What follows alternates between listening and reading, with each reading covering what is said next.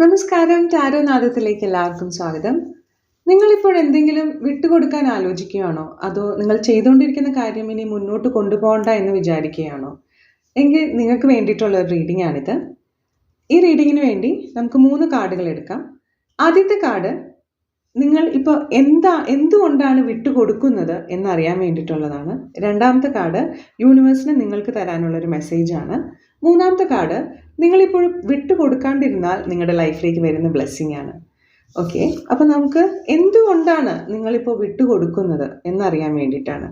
നിങ്ങൾ പലപ്പോഴും പഴയ ഓർമ്മകളിലും നഷ്ടപ്പെട്ട ബന്ധങ്ങളിലും കുടുങ്ങിക്കിടക്കുകയാണ്. ആ പഴയ കാലത്തോടുള്ള ആഗ്രഹം ചിലപ്പോൾ നിങ്ങളെ ദുർബലരാക്കുകയാണ്. നിങ്ങൾ മനസ്സിലാക്കേണ്ടത് നിങ്ങളുടെ ഭൂതകാലത്തിൽ നിന്ന് നിങ്ങൾ പാഠങ്ങൾ ഉൾക്കൊള്ളണം. പണ്ടത്തെ അവസ്ഥ ഇപ്പോഴും തുടരുമെന്ന് വിചാരിക്കരുത്. നിങ്ങളുടെ അനുഭവങ്ങൾ നിങ്ങളെ ശക്തരാക്കും. യൂണിവേഴ്സ് തരുന്ന മെസ്സേജ് എംബ്രസ് ആവുക എന്നുള്ളതാണ്.